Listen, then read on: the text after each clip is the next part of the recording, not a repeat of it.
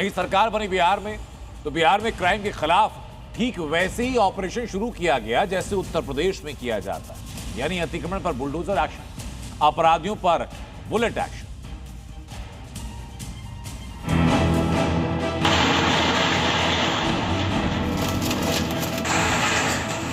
बिहार में नई सरकार बनी, गृह मंत्रालय की जिम्मेदारी सम्राट चौधरी के पास आई। बिहार पुलिस का स्टाइल यूपी पुलिस वाला हो गया। जैसे यूपी में अपराधियों के खिलाफ ऑपरेशन लंगड़ा चल रहा है, अतिक्रमण के खिलाफ बुलडोजर एक्शन हो रहा है, वैसे ही अब बिहार में भी योगी मॉडल है। बुलडोजर का खौफ आपको दिखाते हैं। ये मैंगल्स रोड है और देख लीजिए यहाँ जो भी अतिक्रमण है उसको हटाने के लिए यहाँ पर सारे नगर निगम, पटना प्रशासन के साथ साथ पुलिस के जवान खड़े हैं और सारे इंक्रोचमेंट को हटवा रहे हैं। ये देख लीजिए। पहली तस्वीर पटना की, जहां अतिक्रमण के विरोध में बुलडोजर एक्शन हुआ। मैंगल्स रोड पर अवैध कब्जों पर बुलडोजर चला। वहां विधानसभा, सचिवालय, चुनाव आयोग के ऑफिस और विकास भवन जैसी इमारतें मौजूद हैं। ये नगर निगम के लोग हैं, यहाँ पर पटना जिला प्रशासन के लोग हैं, मजिस्ट्रेट हैं और सारे लोग यहाँ से ये जो इंक्रोचमेंट करके यहाँ चल रहा था उसको हटाया जा रहा है और साथ में फाइन भी किया जा रहा है। बुलडोजर कार्रवाई के दौरान पुलिस बल मौजूद रहा। अवैध कब्जा किए लोगों का सामान सीज किया गया, दुकानदारों का चालान काटा गया।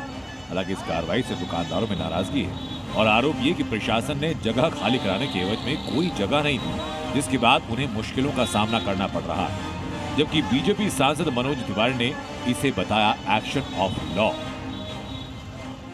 बुलडोजर एक्शन लॉ का एक्शन होता है। अगर कोई समाज में उपद्रव करेगा, उसकी छानबीन होगी, तो जहां लॉ फुल्ली बुलडोजर की जरूरत होगी वो करेगा। योगी मॉडल की तरह बिहार के सिवान में भी अतिक्रमण पर ऐसा ही बुलडोजर एक्शन हुआ। सड़क के किनारे जो भी अतिक्रमण था उन दुकानों को तोड़ा गया ताकि ट्रैफिक व्यवस्था बेहतर हो। प्रशासन ने कार्रवाई से पहले अल्टीमेटम भी दिया। बावजूद इसके जिन लोगों ने अवैध निर्माण नहीं हटाया उन पर कार्रवाई। जो भी यहाँ पे जाम की समस्या थी उसको समाधान करने के लिए हम लोग ने जो अस्थायी अतिक्रमण है और स्थायी अतिक्रमण दोनों पे हम लोग हटाएंगे। पहले तो अस्थायी पे कर रहे हैं, अस्थायी वालों पे जो स्थायी हैं उन पे बात चलाया जाएगा और उसके अलावा उस पे जो भी उसमें निर्णय होगा पुलिस प्रशासन को दे देंगे। तो पुलिस प्रशासन कोशिश करेगा कि लगे रहेगा कि कोई भी दोबारा से अतिक्रमण ना हो। बिहार में बुलडोजर एक्शन की एक और तस्वीर आई कैमूर से, जहां अवैध दुकानों को बुलडोज किया गया। इन अवैध दुकानों के खिलाफ नोटिस एक हफ्ते पहले जारी किया और आज भी प्रशासन ने साफ किया कि अभियान अभी तेज रहेगा। अतिक्रमण फैलाए हुए हैं, हम लोग उनसे अपील भी किए और पहले समाचार पत्र के माध्यम से भी बोले कि अतिक्रमण लोग खाली करा लें। न सुनने पे हम लोग जुर्माने के साथ सब कार्रवाई भी कर रहे हैं और जो कुछ अस्थायी स्ट्रक्चर बना दिए गए थे हम लोग उनको तोड़वा भी दिए हैं। और इसके अलावा जो फुटपाथी दुकानदार या ठेला वेंडर सब लोग हैं उनके द्वारा जो अतिक्रमण किया गया तो उस पर भी हम लोग जुर्माना भी कर रहे हैं। लेकिन बिहार में सिर्फ बुलडोजर एक्शन ही यूपी की तर्ज पर नहीं है, बल्कि अपराधियों के खिलाफ भी ऑपरेशन क्लीन जारी है। छपरा में कुख्यात अपराधी को मुठभेड़ के बाद गिरफ्तार किया गया। ये आरोपी नंद किशोर राय और शिकारी राय, जिस पर 8 से ज्यादा केस दर्ज हैं। वहीं जिस शख्स की हत्या में आरोपित है वो भी पेशे से अपराधी था। वहां पर उसने हथियार जो है निकालकर पुलिस बल पर फायरिंग करके भागने की चेष्टा करी। इस सिलसिले में आत्मरक्षा पुलिस ने जो है अपनी तरफ से जवाबी कार्रवाई करी, जिसमें कि अपराधी के बाएं पैर में गोली लगी है, उसका इलाज कराया जा रहा है। इस क्रम में हमारे एक एसआई को भी हल्की चोटें आई है। जो अपराधी पकड़ा गया है इसका पहले से काफ़ी बड़ा आपराधिक इतिहास रहा है। अब तक इसके 7 मामले सामने आए हैं जो हत्या, डकैती, आर्म्स एक्ट इत्यादि केसेस में हैं। साफ बिहार में हिट योगी मॉडल के लिए क्राइम पर लगाम लगाने की कवायद तेज हो गई, जिसकी तस्वीर बुलडोजर एक्शन और एनकाउंटर के जरिए सामने भी आ रही है। पटना से प्रशांत झा के साथ ब्यूरो रिपोर्ट, जी मीडिया। यूपी में अपराध के खिलाफ योगी फोर्स का एक्शन जारी है। एक तरफ बदमाशों का ताबड़तोड़ एनकाउंटर है तो दूसरी तरफ वांटेड बदमाशों की गिरफ्तारी के लिए ऑपरेशन चल रहे हैं। गैंगस्टर्स के घरों पर ढोल बजाकर मुनादी कराई जा रही है। यानी मैसेज क्लियर है कि यूपी में कोई अपराधी बच नहीं पाएगा।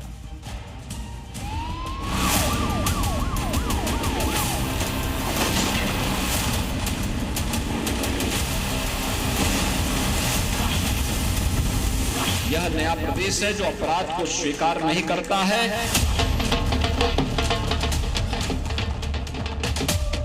ये नया उत्तर प्रदेश है जहां अपराधियों के लिए कोई जगह नहीं। अगर कोई लॉ एंड ऑर्डर को चैलेंज करने की कोशिश करता है तो उसका नतीजा यही होता है जो आप तस्वीरों में देख रहे हैं, यानी जो जैसा अपराध करेगा उसका अंजाम भी वैसा ही होगा। योगी फोर्स किसी को छोड़ती नहीं। सीएम योगी के एक इशारे पर मिशन में जुट जाती है। डुगडुगी बजाकर गैंगस्टर के घर मुनादी कराती है, वारंटियों का जुलूस निकालती है और फिर भी जो अपराधी पुलिस को चुनौती देते हैं उनका बुलेट ट्रीटमेंट करती है। आज आप देखते होंगे पहले तो अपराध होता नहीं, लेकिन अगर कहीं छिनैती या लूट की घटना घटित हो गई तो कुछ ही घंटों में अपराधी जेल के शिकंजों में होता है और लंगड़ाता हुआ चलता हुआ दिखाई देता है। यह नया प्रदेश है जो अपराध को स्वीकार नहीं करता है। सीएम योगी की ये वार्निंग अब भी कुछ अपराधियों को समझ नहीं आ रही, जिसका नतीजा फिर बुलेट ट्रीटमेंट होता है। ये तस्वीर बदायूं की है जहां योगी फोर्स के साथ मुठभेड़ में 2 गो तस्कर घायल हो गए। तस्कर गोकशी की योजना बना रहे थे। मुखबिर की सूचना पर पुलिस ने जब तस्करों की घेरेबंदी की, इन्होंने बचने के लिए फायरिंग कर दी, जिसके बाद पुलिस ने भी बुलेट से जवाब दिया और दोनों तस्करों के पैर में गोली लगी। गो तस्करों पर 50-50 हजार का इनाम घोषित था। सूचना पर तत्काल पुलिस टीम मौके पर पहुंची। पुलिस टीम को देखते ही अभियुक्तों ने पुलिस टीम पर जान से मारने की नियत से फायरिंग की। पुलिस टीम द्वारा आत्मरक्षा जवाबी फायरिंग की गई, जिसमें अभियुक्तों की गोली लगी। इस दौरान एक पुलिसकर्मी भी घायल हुआ है।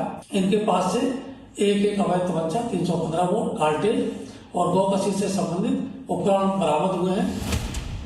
उधर गाजियाबाद में भी अपराधी का योगी फोर्स से सामना हुआ। बदमाश आमिर ने फायरिंग कर पुलिस को डराने और भगाने की कोशिश की, लेकिन योगी फोर्स ने इसे भी लंगड़ा बना दिया। लंगड़ाते अपराधी की कुछ ऐसी ही तस्वीर गाजीपुर से भी सामने आई। यहाँ पर वांटेड बदमाश आकाश को पुलिस ने मुठभेड़ के बाद गिरफ्तार कर लिया।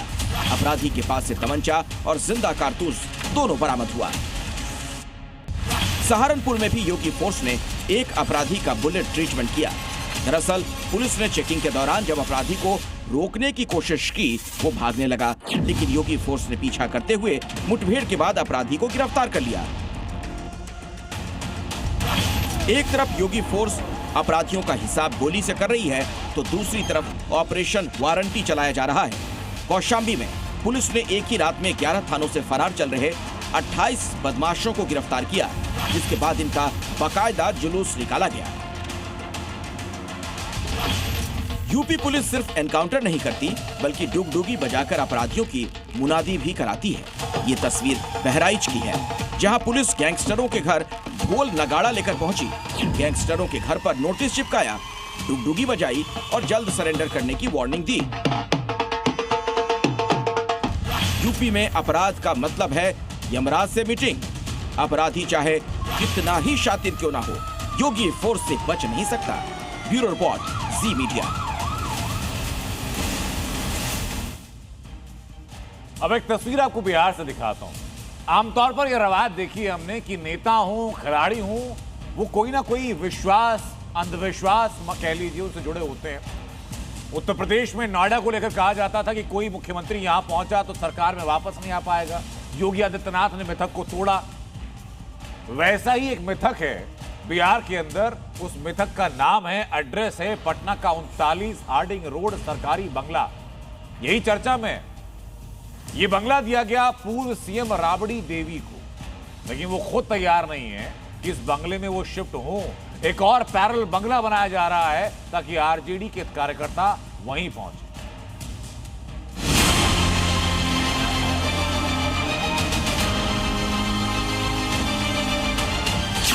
पटना का 39 हार्डिंग रोड वाला बंगला अनलकी है।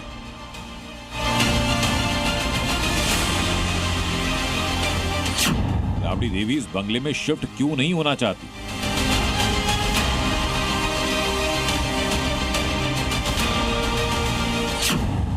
राबड़ी परिवार प्राइवेट बंगले में क्यों शिफ्ट होगा?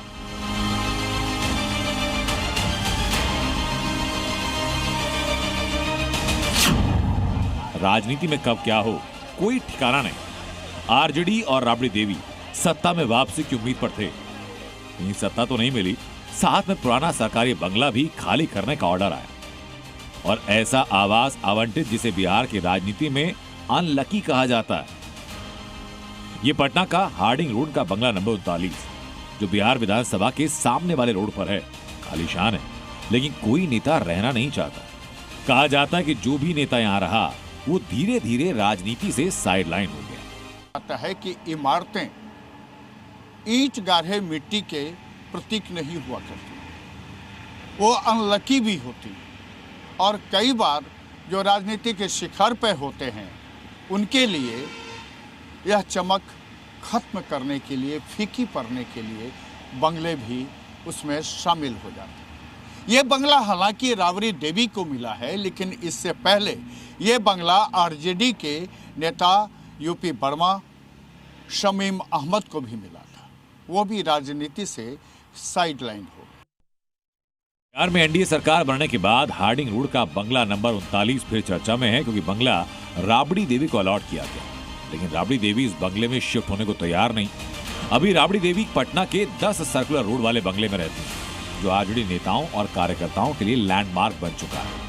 कि अनलकी बंगला में आने के बाद राजनीति करवट लेती है और जो चमक होती है वो फीकी पड़ जाती है। 39 नंबर का बंगला अब राबड़ी देवी को अलॉट है और यही अनलकी होने के कारण राबड़ी देवी ने इस बंगले में आने से इनकार कर दिया। विश्वास, अविश्वास, अंधविश्वास, मान्यताओं की बात आपने देखी। अब आपको एक्शन की तस्वीर दिखाता हूं और एक्शन है एनआईए यानी नेशनल इन्वेस्टिगेशन टीम। दिल्ली धमाके के बाद एनआईए सुपर एक्टिव। कश्मीर से उत्तर प्रदेश नीचे दक्षिण तक छापेमारी हो रही। जम्मू कश्मीर के 8 इलाके ऐसे हैं जहां आज छापेमारी की गई। लखनऊ में डॉक्टर शाहीन के ठिकाने की तलाशी ली गई।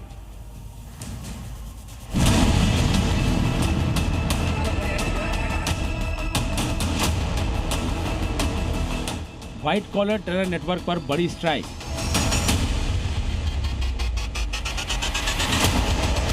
आतंकी शाहीन, उमर और मुजम्मिल के घर रेड।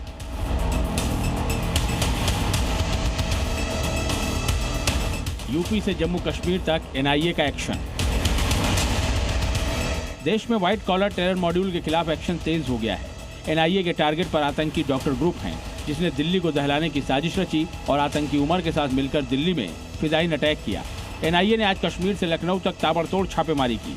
इस दौरान कई लोगों से पूछताछ भी की गई। दिल्ली ब्लास्ट केस की जांच कर रही एनआईए ने कश्मीर में एक साथ 10 जगहों पर छापेमारी की। ये छापेमारी शोपियां और पुलवामा में हुई। इस दौरान एनआईए ने आतंकी मुजम्मिल, उमर, अदील और मौलवी इरफान के घर सर्च ऑपरेशन चलाया।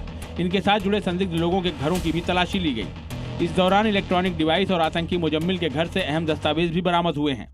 डॉक्टर मुजम्मिल के घर जो 6 घंटे से ज़्यादा रेड चली है वो ख़त्म हुई है और आप देख सकते हैं यहाँ पर जो सिक्योरिटी फोर्सेस के साथ साथ एनआईए की टीम जो यहाँ पर पहुँची थी वो निकल गई है और 6 घंटे से ज़्यादा यहाँ पर इन्होंने पूछताछ की है। इस वक्त इनके पिता यहाँ पर थे, भाई थे और बहन थी, उनसे पूछताछ हुई। एनआईए की टीम जो है यहाँ से निकल रही है। आतंकी मुजम्मिल और मौलवी इरफान के साथ एनआईए ने दिल्ली धमाके में खुद को उड़ाने वाले आतंकी उमर के घर पर भी रेड की। उमर नबी जो प्राइम सस्पेक्ट था, जो सुसाइड बम्बर था, जिसका वीडियो भी सामने आया था, वो उसके परिवार वालों से मिलने गए हैं, क्योंकि उनका घर जो है जब ये सिद्ध हुआ था कि डॉक्टर उमर जो है प्राइम सस्पेक्ट है, वही सुसाइड बम्बर है। जब डीएनए मैच हुआ था उसके बाद उनका घर ढह दिया गया था। अब वो यहाँ पर पड़ोसियों के घर पर है और उनसे पूछताछ करने के लिए यहाँ पर एनआईए की टीम जो है पहुँची है। वहीं लखनऊ में जैश की लेडी कमांडर और आतंकी शाहीन और उसके भाई परवेज के घर पर भी एनआईए ने तलाशी अभियान चलाया। इस दौरान आतंकी शाहीन के पिता और भाई से करीब 6 घंटे पूछताछ की गई। साथ ही इलेक्ट्रॉनिक गैजेट्स और दस्तावेज कब्जे में लिए गए। 20 दिन में दूसरी बार एनआईए ने आतंकी शाहीन के घर पर छापेमारी की है। तमाम पुलिस फोर्स के साथ एनआईए की 2 टीमें यहां पर पहुंची हैं। डॉक्टर शाहीन के पिता और भाई से पूछताछ की जा रही है। आपको बता दें तो इस पूरे प्रकरण में डॉक्टर शाहीन का भाई डॉक्टर परवेज पहले ही हिरासत में लिया जा चुका है। इसके अलावा एक और भाई है जिसका नाम सैयद है, वो इस वक्त घर में मौजूद है और उसके पिता मौजूद है। इन दोनों से एनआईए की टीम पूछताछ कर रही है। आपको बताऊं तो इनके मोबाइल फोन भी खंगाले जा रहे हैं। दिल्ली ब्लास्ट मामले में व्हाइट कॉलर टेरर मॉड्यूल से जुड़े अब तक 8 आतंकी अरेस्ट हो चुके हैं, लेकिन एजेंसियों के रडार पर शाहीन और मुजम्मिल खास तौर से हैं, क्योंकि मॉड्यूल को बनाने, विस्फोटक जुटाने और नेटवर्क को बढ़ाने में इनका रोल सबसे अहम रहा है, जिसके जरिए ही इस नेटवर्क को ध्वस्त किया जा सकता है। ब्यूरो रिपोर्ट, जी मीडिया। उधर मेरठ में एक मुस्लिम परिवार के मकान खरीदने के बाद विवाद जो शुरू हुआ था, जिसकी रिपोर्ट हमने दिखाई थी आपको, वो विवाद अभी भी जारी है। अब मेरठ में गुरुद्वारा और खालसा स्कूल के पास नॉनवेज फेंकने के बाद ये विवाद नए सिरे से शुरू हो चुका है। ये ग्राउंड रिपोर्ट जरा देखिए।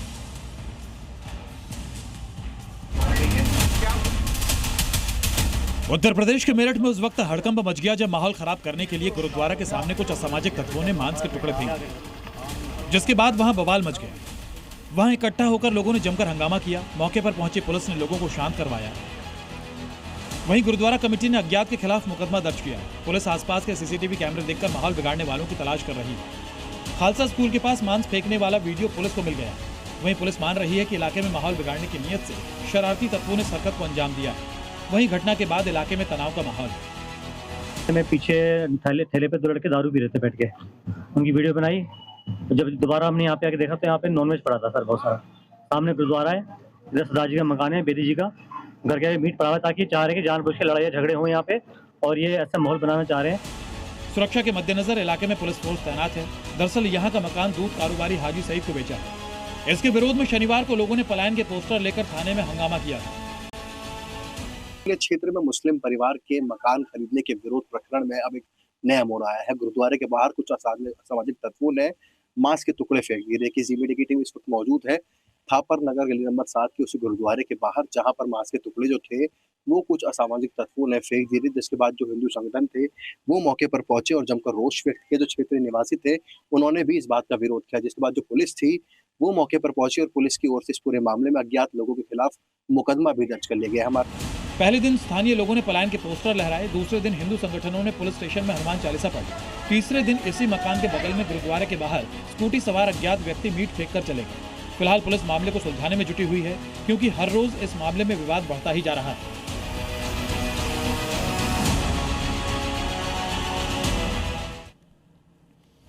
उधर हरियाणा में अपराधियों पर, बदमाशों पर शिकंजा कसने के लिए ऑपरेशन शुरू किया गया, ऑपरेशन हॉटस्पॉट डोमिनेशन।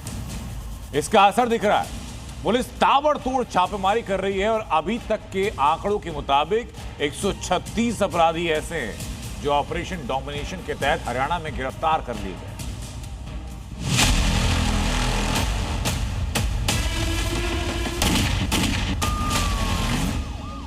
ये तस्वीरें हरियाणा पुलिस की है, जहां ऑपरेशन हॉटस्पॉट डोमिनेशन के तहत पुलिस ने 24 घंटे में ताबड़तोड़ कार्रवाई की। इस दौरान 5 कुख्यात बदमाश समेत 136 अपराधियों को गिरफ्तार किया गया है। दरअसल हरियाणा पुलिस ने पूरे प्रदेश में सबसे पहले ऐसी जगहों को चिन्हित किया जहां गुंडे बदमाशों ने अपना ठिकाना बनाया हुआ था। ऐसे इलाकों को मार्क कर पुलिस ने ऑपरेशन हॉटस्पॉट डोमिनेशन की शुरू कर दी थी।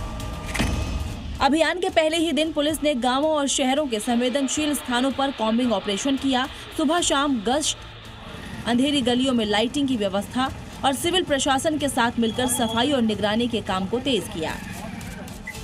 मकसद एकदम साफ और स्पष्ट, ऐसे संवेदनशील इलाकों को पूरी तरह कानून व्यवस्था का राज लाना और अपराधियों की गतिविधियों पर रोक लगाना। वहीं इस ऑपरेशन का भी असर देखने को मिला।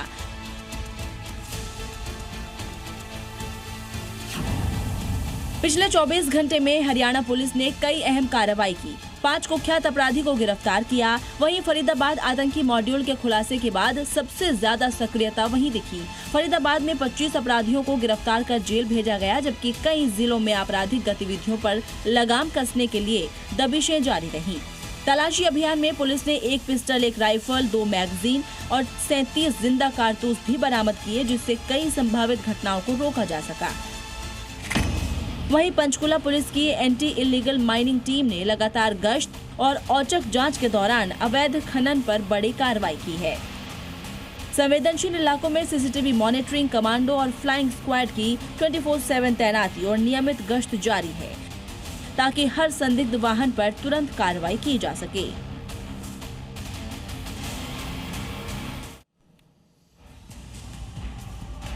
उधर देवभूमि उत्तराखंड के पहाड़ों में भारत और नेपाली सेना के बीच एक संयुक्त युद्धाभ्यास हो रहा है, जिसमें दोनों देशों की सेनाएं घुसपैठ आतंकवाद रोधी अभियान को मिलकर के अंजाम देती हुई दिखाई पड़ रही है और लक्ष्य है दोनों देशों का आपसी तालमेल और मजबूत करना।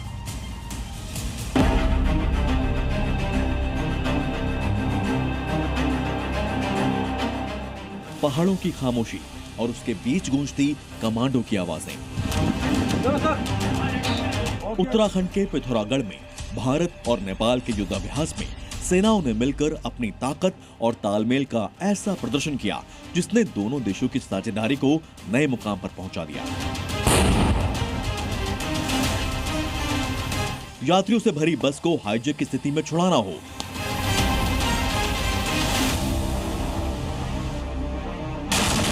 घरों में छिपे आतंकियों पर एक्शन हो या फिर बिल्डिंग पर चढ़कर रेस्क्यू, ये सब इस अभ्यास में शामिल रहा है।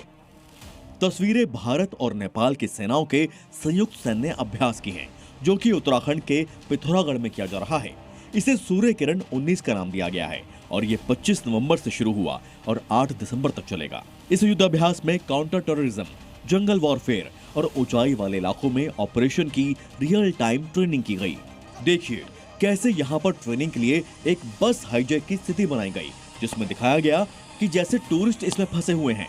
इसके बाद दिखाया गया कि स्थिति में कैसे बस को घेरकर यात्रियों को रेस्क्यू किया गया। इसके अलावा ये भी दिखाया गया है कि कैसे ऊंचाई वाले इलाकों में मुश्किल हालात में आतंकियों के ठिकाने को घेरा जाता है और कमांडो उस घर तक पहुंचते हैं, पहले घेराबंदी करते हैं और फिर सीधा घर में दाखिल हो जाते हैं। एक तरफ कॉम्बैट ट्रेनिंग की बात की गई तो वहीं दूसरी तरफ बड़ा ध्यान अत्याधुनिक तकनीक के इस्तेमाल पर भी रहा। ISR drone, unmanned logistic vehicle, surveillance sensors, ये सभी जंगलों और ऊंचाई के इलाकों में कैसे ऑपरेशन को स्मार्ट बना रहे हैं, इसकी तस्वीरें भी नजर आई। इस युद्धाभ्यास का पहला हफ्ता अब खत्म हो चुका है और ये अभ्यास दोनों देशों की साझेदारी को और भी मजबूत बना रहा है। ब्यूरो रिपोर्ट, जी मीडिया।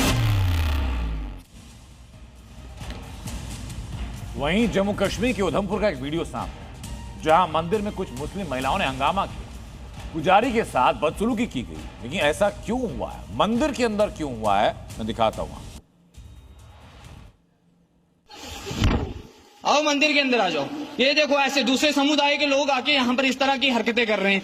ये हमारा बाबा लोना का मंदिर है, यहाँ पर शिवलिंग है अंदर और ये इस तरह की हरकतें कर रहे हैं। यहाँ पर मंदिर में मुस्लिम समुदाय की महिलाओं को कपड़े धोने से रोका तो महिलाओं का पारा 7वें आसमान पर पहुंच गया। पुजारी के रोकने पर मुस्लिम महिलाएं इतने गुस्से में आ गई कि बदसलूकी करने लगी।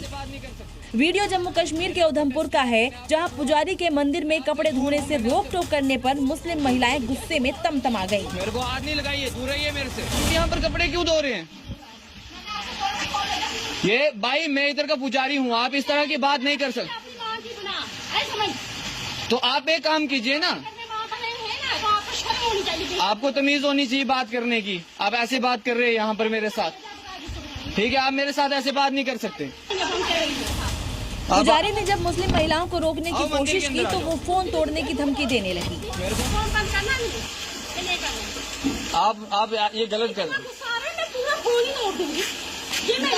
मैंने आपको टच किया, मैंने आपको छुआ, मैं आपसे दूर हूँ, मैंने आपसे मेरे को हाथ नहीं लगाइए, दूर रहिए मेरे से। हाथ नहीं लगाए आप, दूर रहे यहाँ से। मंदिर से बाहर हो जाएं, ठीक है? मंदिर के अंदर ना आए। आप आओ मंदिर के अंदर आ जाओ। ये देखो ऐसे दूसरे समुदाय के लोग आके यहाँ पर इस तरह की हरकतें कर रहे हैं। ये हमारा बाबा लोना का मंदिर है, यहाँ पर शिवलिंग है अंदर और ये इस तरह की हरकतें कर रहे हैं यहाँ पर। किसको? मंदिर को। उधमपुर के मंदिर में पुजारी के साथ मुस्लिम महिलाओं की बदसलूकी का वीडियो सामने आने के बाद हिंदू संगठनों में गुस्सा है। वहीं विवाद बढ़ता मुस्लिम महिला के परिवार वालों ने मंदिर पहुंचकर मंदिर के पुजारी और हिंदू समुदाय से माफी मांगी। देखो कुड़ियां आई हैं, पानी इत्थे को तू बह करी है, गलती की माफी मंगती की करने से गलती। साड़ा कोई ताल्लुकात नहीं है इत्थे लड़ाई करने का, ना सिस्टम बनाने का। साड़ा अपना भाईचारा है, दिन रात इकट्ठे होने, साड़ी कोई लैन देन का कोई मसला नहीं। अब फिलहाल मुस्लिम महिलाओं के परिवार की माफी के बाद मामले को शांत करा दिया गया है, लेकिन जिस तरह जम्मू कश्मीर में मंदिर में घुसकर पुजारी से बदसलूकी की गई, हमले की कोशिश हुई, उसने जम्मू कश्मीर में मंदिर सुरक्षा को लेकर सवाल जरूर खड़े कर दिए हैं। ब्यूरो रिपोर्ट, जी मीडिया। उधर संसद के शीतकालीन सत्र की शुरुआत, उम्मीद थी कि बड़े मुद्दों को लेकर सत्र में बहस होगी, बात होगी, लेकिन आज संसद में विवाद की वजह बना एक आवारा डॉग, जिसकी संसद भवन में एंट्री ने विवाद भी खड़ा किया।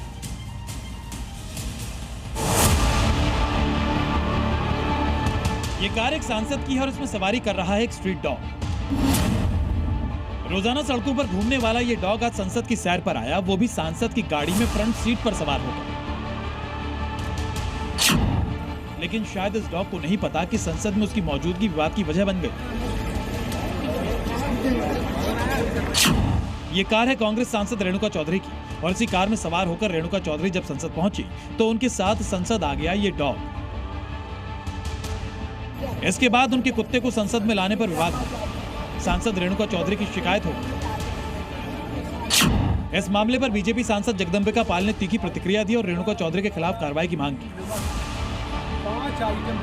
पाल ने कहा कि अगर सांसद को कुछ विशेषाधिकार मिलता है तो उसका दुरुपयोग नहीं किया जाना चाहिए। ये सदन देश की नीतियों पर चर्चा करने की जगह है। वहां पर अपने डॉग को लेकर आए और उस पर किस तरह का बयान दे रहे हैं, देश को शर्मसार कर रहे हैं। इस पर रेणुका चौधरी ने अपनी सफाई दी। कहीं कानून बनी हुई है क्या? मैं रास्ते में आ रही थी, वहां एक स्कूटर वाला और कार वाले का टक्कर हुआ। उसके आगे ये छोटा पिल्ला निकल के सड़क पे घूम रही थी। मैंने सोचा ये किसी पहिए के नीचे आ जाएगी, मैं उठा के उसको गाड़ी में रखी और पार्लियामेंट आई और वापस भिजवा दी। वहीं रेणुका चौधरी ने सफाई देते देते ये तक कह दिया कि ये काटने वाला नहीं है, काटने वाले और डसने वाले तो और हैं पार्लियामेंट के अंदर। तो किस बात की चर्चा चल रही है? असली डसने वाले और काटने वाले पार्लियामेंट में बैठे हैं, सरकार चलाते हैं। रेणुका चौधरी राज्यसभा सांसद हैं और 2024 में तेलंगाना से दोबारा ऊपरी सदन में चुनी गई। ऐसे में संसद के नियम तो उन्हें सालों से पता है। संसद में पालतू जानवर लाने को नियमों का उल्लंघन माना जाता है। पालतू जानवरों को परिसर में प्रवेश की अनुमति नहीं है। ये नियम संसद की सुरक्षा ब्रांच लागू करती है। ब्यूरो रिपोर्ट, जी मीडिया। और बात ऑपरेशन घुसपैठिया की, जिसके तहत लखनऊ में आज योगी फोर्स ने सरोजनी नगर इलाके में छापेमारी की। बस्ती में रहने वाले लोगों की जांच, ज्यादातर लोग असम के पाए गए, तो इनका अब वेरिफिकेशन किया जाएगा। यहाँ पर यूपी पुलिस जो है वो एक्शन में नजर आ रही है और यहाँ पर आप देख पा रहे होंगे जो डीसीपी है निपुण अग्रवाल, वो खुद यहाँ पर ग्राउंड जीरो पर यहाँ पर पहुंचे हुए। पुलिस आई थी अभी, क्या क्या पूछा आप लोगों से? कोई डॉक्यूमेंट्स ले गई अपने साथ? लेके गई। क्या क्या ले गई है? आधार कार्ड, पैन कार्ड। घुसपैठियों पर योगी का स्ट्राइक, रोहिंग्या बांग्लादेशियों पर स्ट्राइक, योगी का ऑपरेशन घुसपैठिया, डिटेंशन सेंटर तैयार, योगी का ऐलान। सीएम योगी ने यूपी से अवैध बांग्लादेशियों और रोहिंग्या को निकालने के लिए ऑपरेशन का ऐलान किया, तो योगी फोर्स भी पूरी तरह से एक्शन में नजर आई।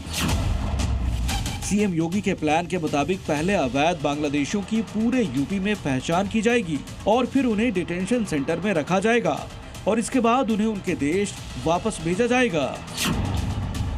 योगी फोर्स ने इसी ऑपरेशन के तहत लखनऊ के सरोजनी नगर इलाके में ड्राइव चलाकर जांच पड़ताल की। बस्तियों में रहने वाले तमाम लोगों के दस्तावेज चेक किए गए। इसमें ज्यादातर लोगों के आधार कार्ड असम के बने पाए गए।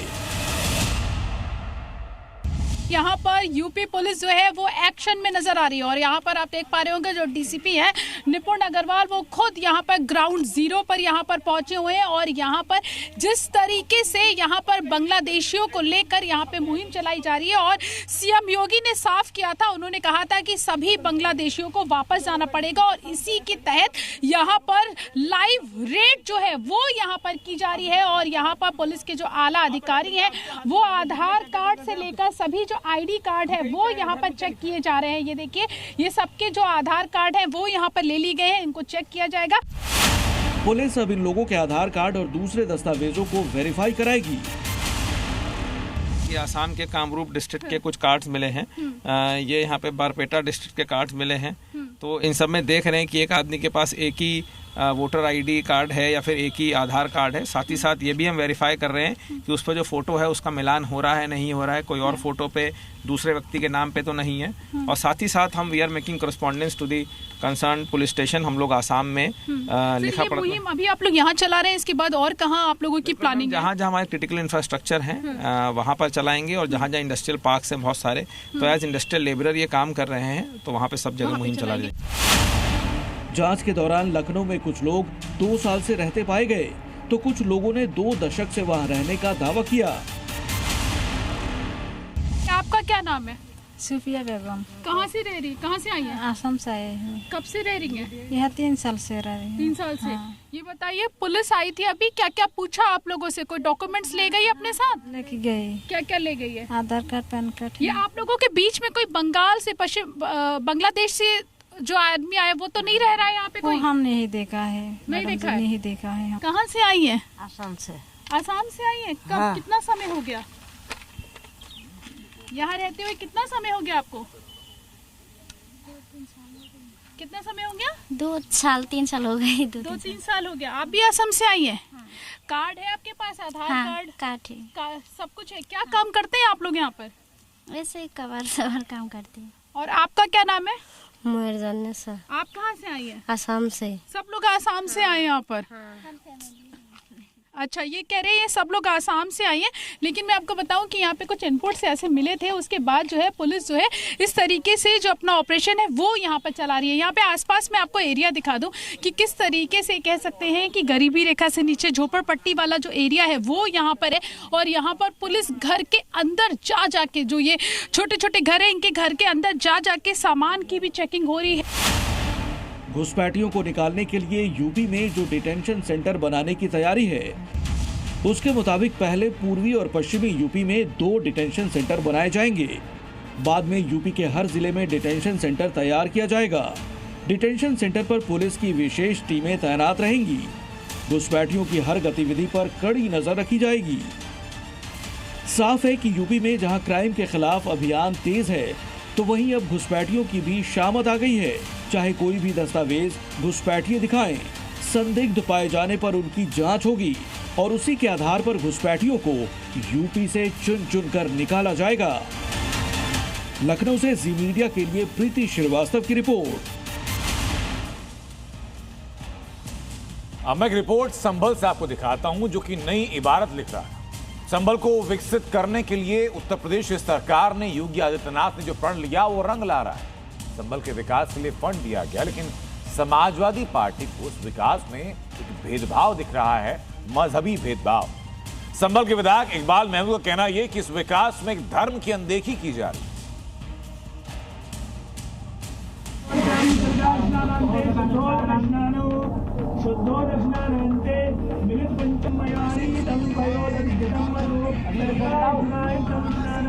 संभल में हुई हिंसा के बाद से अति संवेदनशील माना जाने वाला संभल अब बदलते संभल की राह पर चल पड़ा है। लेकिन अखिलेश के विधायक और सांसद नाराज हैं। संभल के तीर्थों और कूपों का कायाकल्प करके संभल का वैभव और गौरव वापस लौटाना चाहते हैं, लेकिन संभल के विधायक ने योगी सरकार के फैसले पर ऐतराज जताया है। इकबाल महमूद को ये पैसे की बर्बादी लग रही है। 423 करोड़ के बजट पर उन्होंने सवाल भी उठाए। नहीं, विकास हो रहा है संभल का, तीर्थों का ही विकास कर दें, तीर्थों का ही कर दें, मगर कहाँ करें। एक हमने अपना एक दिया था विकास है, शेरजंग की ज़ियारत करनी है, पैसा भी रिलीज हो गया सरकार की तरफ से। माननीय मुख्यमंत्री जी ने उसका लखनऊ के अंदर उद्घाटन भी कर दिया, शिलान्यास भी कर दिया, मगर यहाँ एक पैसा नहीं आया। जो पैसा आ गया होगा तो वापस हो गया, मौके पर कुछ नहीं। उनकी मर्जी है, कहाँ लगाएंगे कहाँ नहीं लगाएंगे। संभल बदल रहा है, तीर्थ स्थान की तरह विकसित किया जा रहा है। सीएम योगी ने संभल के लिए जो वादा किया था उसको पूरा कर रहे हैं। संभल एक सच्चाई है और उस सच्चाई को इस रूप में भी हम बोलना चाहते हैं कि संभल के बारे में जो उसके उद्धरण आते हैं, आज से 5000 वर्ष से लेकर के 3500 वर्ष पहले हमारे पुराण रचे गए थे, उन पुराणों में भी इसका उल्लेख है। तब श्री हरि विष्णु का 10वां अवतार होगा, एक एक चीज का उल्लेख। संभल के लिए 423 करोड़ का फंड मंजूर, 24 कोसी परिक्रमा मार्च बनाया जाएगा। संभल, चंदौसी, भजोई में विकास प्राधिकरण भी बनाए जाएंगे। योगी सरकार संभल में 19 प्राचीन कूप और 68 तीर्थ स्थलों का विकास कर रही है। चतुर्मुख ब्रह्म कूप को भी विकसित किया जा चुका है। जल्द ही यमघट तीर्थ भी तैयार हो जाएगा। वहीं सीएम योगी के इस सनातनी अभियान से संभल के हिंदू खुश हैं। संभल प्रशासन ने और सरकार के द्वारा यहाँ पर उसका जीर्णोद्धार किया गया। 1 साल पहले जब करीब मैं यहाँ पर आया था तो यहाँ पर सिर्फ मलबों का ढेर था, चारों तरफ पेड़ पौधे और मलबा फेंका जाता था। लेकिन आज तस्वीरें बदल गई है। जो तस्वीरें बनाई गई, आप देखिए इस गेट को राजस्थान के पत्थरों से यहाँ पर ये अद्भुत और अलौकिक यहाँ पर गेट बनाया गया है। और सबसे अंदर की तस्वीरें भी मैं दिखाना चाहूँगा। ये आप अंदर की तस्वीरें दिखाइए। दीवारों पर जो भगवान के 10 अवतार यानी भगवान विष्णु के जो 10 अवतार हैं, उनकी चित्रों को उकेरित किया गया है। संभल में तीर्थ स्थान के विकास को लेकर भाईजान का कहना है कि सरकार सनातनी विकास कर लोगों में भेदभाव पैदा कर रही है। मतलब उन्होंने एक वाजे तो नहीं किया कि तीर्थयों के लिए या किसी एक मकसद के लिए, संभल के विकास के लिए कहा है उन्होंने। संभल का विकास वो ही करेंगे जरूर। वो चाहे तो बाजारों के लिए दे सकते हैं, वो चाहे तो तीर्थयात्रियों के लिए दे सकते हैं, इसमें कोई दिक्कत नहीं है, वो उनकी मर्जी है। वहीं एसपी नेता फिरोज खान का कहना है कि एक धर्म की अनदेखी की जा रही है। खेद इस बात का है कि खाली तीर्थों का ही नाम क्यों आता है, खाली तीर्थ स्थलों का या कुओं का ही नाम क्यों आता है। संभल में तो बहुत चीज़ों की ज़रूरत है। और रही बात मंदिर की या मस्जिद की, तो मस्जिद में चंदा करके मस्जिद को पूरा तामीर किया जा सकता है। मंदिर में दान पेटी रखी होती है, लाखों करोड़ों रुपए चंदा आता है, तो उससे भगवान के घर को संवारा जाता है, मस्जिद को अल्लाह के घर को संवारा जाता है। उसमें किसी की रहनुमाई की ज़रूरत थोड़ी होती है, कोई एहसान थोड़ी है। ये तो अल्लाह ताला और भगवान तो अपने घर के खुद ही मालिक हैं, हम भी तो उन्हीं से मांगते हैं। हिंसा के बाद एक बार फिर संभल की नई पहचान स्थापित हो रही है। सीएम योगी आदित्यनाथ का संभल विजन प्लान धरातल पर उतरता दिख रहा है। इसके जरिए संभल का गौरव और वैभव लौटाने की कोशिश की जा रही है। ब्यूरो रिपोर्ट, जी मीडिया। यूपी में कोडीन कफ सिरप रैकेट को लेकर सीएम योगी एक्शन में। बच्चों के दुश्मन और तस्करी से जुड़े आरोपियों पर गैंगस्टर के एक्ट के तहत कार्रवाई की जाएगी। इसके साथ ही योगी फोर्स कफ सिरप तस्करी के सरगना शुभम जायसवाल को दुबई से लाने की तैयारी में। इसी बीच सरगना शुभम जायसवाल के पिता भोला प्रसाद को कलकत्ता एयरपोर्ट से यूपी पुलिस ने अरेस्ट कर लिया है। ये भी दुबई भागने की फिराक में था। भोला प्रसाद की तलाश में 11 जिलों की पुलिस थी। ये तस्वीर आप देखिए भोला प्रसाद की, जो कि शुभम जायसवाल के पिता है। यूपी एसटीएफ की 11 टीमें लगी हुई थी, 11 जिलों की टीमें लगी हुई थी और कोलकाता एयरपोर्ट से भोला प्रसाद को गिरफ्तार किया गया, जो कि दुबई भागने की फिराक में है। जबकि कफ सिरप तस्करी का सरगना शुभम जायसवाल, जो कि दुबई में है, उसको भी दुबई से वापस आने की तैयारी में भारतीय एजेंसीज हैं। कोडीन कफ सिरप पर कार्रवाई के तहत शुभम जायसवाल के ऊपर शिकंजा कसा जा रहा है और उसके पिता भोला प्रसाद को गिरफ्तार कलकत्ता हाईकोर्ट से कर लिया। वो भी उस वक्त पर जब शुभम जायसवाल के पिता भोला प्रसाद दुबई भागने की फिराक में थे। कोडीन युक्त मिक्स सिरप बनाने के आरोपी और सबसे बड़े मास्टरमाइंड शुभम जायसवाल और उसके पिता भोला जायसवाल के इस वक्त बनारस के स्थित उस मकान पर हम मौजूद हैं, जो पूरी तरीके से हाईटेक है। और यहाँ पर अगर आपको इसके मकान की लाभ लश्कर दिखाएं तो देखिए कुछ इस तरीके से जायसवाल निवास है, जो दुर्गावती निवास के नाम से बनाया गया है। और यहाँ पर हाईटेक तरीके से जो आपके डोरवेल होती है उसको लगाया गया है, यानी आप पहले ही गेट पर घुसेंगे तो आपको अपनी आवाज के साथ चेहरे भी रिकॉर्ड हो जाएंगे। और ये पूरा मॉनिटरिंग ऊपर के कमरे में बैठे हुए शुभम जायसवाल के हाथ में होती है और वो यहाँ से पूरे काले कारोबार को हैंडल करता है। सबसे दिलचस्प बात यह है कि ये पॉश इलाके में बना मकान बादशाह बाग में है और यहाँ से कोडीन युक्त कफ सिरप के काले कारोबार का धंधा पूरी तरीके से हैंडल किया जाता रहा। इसके अलावा शुभम के पिता भोला जायसवाल की गिरफ्तारी कोलकाता एयरपोर्ट से हुई है, जो थाईलैंड भागने की फिराक में था। अब पुलिस इस पूरे एंगल पर जांच कर रही है और शुभम के जितने भी करीबी हैं उनकी धरपकड़ की जानी है। यानी साफ तौर पर अब यह जाहिर है कि इस पूरे सिंडिकेट का जो सरगना शुभम जायसवाल है उसके करीबी और उसकी खुद की तलाश पुलिस लगातार कर रही है। आने वाले दिनों में गिरफ्तारी जल्द होने की उम्मीद भी जताई जा रही है। वाराणसी से वीडियो जर्नलिस्ट बाबूलाल के साथ जयपाल, जी मीडिया। और अब एक खुशखबरी है उत्तर प्रदेश वासियों के लिए, उत्तराखंड वासियों के लिए, उन लोगों के लिए जो कि दिल्ली से देहरादून आना जाना करते हैं। आमतौर पर दिल्ली से देहरादून के लगते हैं 6.5 से 7 घंटे, लेकिन अब वही दूरी घट करके हो गई है 2.5 घंटे की।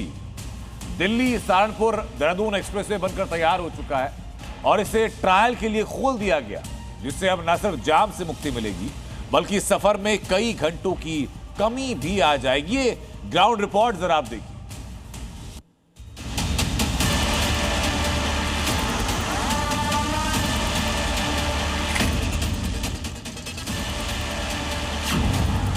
सिर्फ 150 मिनट में दिल्ली से देहरादून नए एक्सप्रेसवे पर एक्सक्लूसिव रिपोर्ट। देश के सबसे महत्वाकांक्षी हाईवे प्रोजेक्ट में से एक दिल्ली सहारनपुर देहरादून एक्सप्रेसवे के सभी बैरिकेड्स हटाए जाने के बाद इस 210 किलोमीटर लंबे 6 लेन एक्सप्रेसवे पर गाड़ियां दौड़ने लगी। फिलहाल ये ट्रायल रन के लिए है। इस एक्सप्रेसवे के चालू होने से न सिर्फ लोगों को जाम से मुक्ति मिलेगी बल्कि 210 किलोमीटर का सफर 2.5 घंटे में पूरा होगा। जिस चीज का काफी समय से, लंबे समय से इंतजार था वो आज शुरू हो गई है। ये दिल्ली सहारनपुर देहरादून एक्सप्रेसवे को शुरू कर दिया गया है। यहाँ से बैरिकेडिंग हटा दी गई है और ये जो है 210 किलोमीटर लंबा जो ये एक्सप्रेसवे है वो अब सिर्फ 2.5 घंटे में आप दिल्ली से चलेंगे और देहरादून जो आपकी मंजिल होगी या सहारनपुर जो आपकी मंजिल होगी वहां आप पहुंच जाएंगे। अभी दिल्ली से देहरादून की यात्रा में 6.5 घंटे लगते हैं। इस एक्सप्रेसवे से सिर्फ 2.5 घंटे में सफर होगा। निर्माण लगभग 13,000 करोड़ रुपए की लागत से किया गया। कई सुविधाएं जैसे आपातकालीन सेवाएं, रेस्टोरेंट और पेट्रोल पंप। बहुत बड़ी उपलब्धि भारत के लिए, रोड इंफ्रास्ट्रक्चर के लिए कि दिल्ली, उत्तर प्रदेश और उत्तराखंड ये तीनों स्टेट एक साथ मिल गए। बागपत, शामली, ये मुजफ्फरनगर को भी कनेक्ट करेगा। करनाल से भी यहाँ पे जो ईस्टर्न पेरिफेरल है उसको भी कनेक्ट करेगा। तो ये रोड जो है आप देख सकते हैं जगह जगह साइन बोर्ड्स लगे हैं। यहाँ पर स्पीडोमीटर, स्पीड को कंट्रोल करने के लिए, स्पीड दिखाने के लिए ये है। तो ये ट्रायल रन शुरू हो गया है। एक बहुत बड़ी उपलब्धि रोड इंफ्रास्ट्रक्चर के लिए। तो वहीं लोगों ने इस एक्सप्रेसवे के खोलने पर खुशी जाहिर की और सरकार को धन्यवाद दिया। अब लोग बड़ी आसानी से दिल्ली से देहरादून पहुंच सकते हैं और बहुत बहुत धन्यवाद देना चाहेंगे हम नितिन गडकरी जी का, उनकी पूरी टीम का, जिन्होंने इस हाईवे के लिए पूरा दिन रात एक कर दिए। और हमारे माननीय प्रधानमंत्री नरेंद्र मोदी जी का बहुत बहुत धन्यवाद, जो देश की जनता के लिए समर्पित हैं, आज भी और कल भी और हमेशा रहेंगे और हम उनके मार्गदर्शन पर चलते रहेंगे। यही भगवान से आशा है। आप सब लोगों का आशीर्वाद बना रहे और भगवान की कृपा से ये सारे ऐसे प्रोजेक्ट जल्द से जल्द तैयार होते रहे ताकि देश की सेवा हो सके और बाहर हमारे देश का नाम हो सके।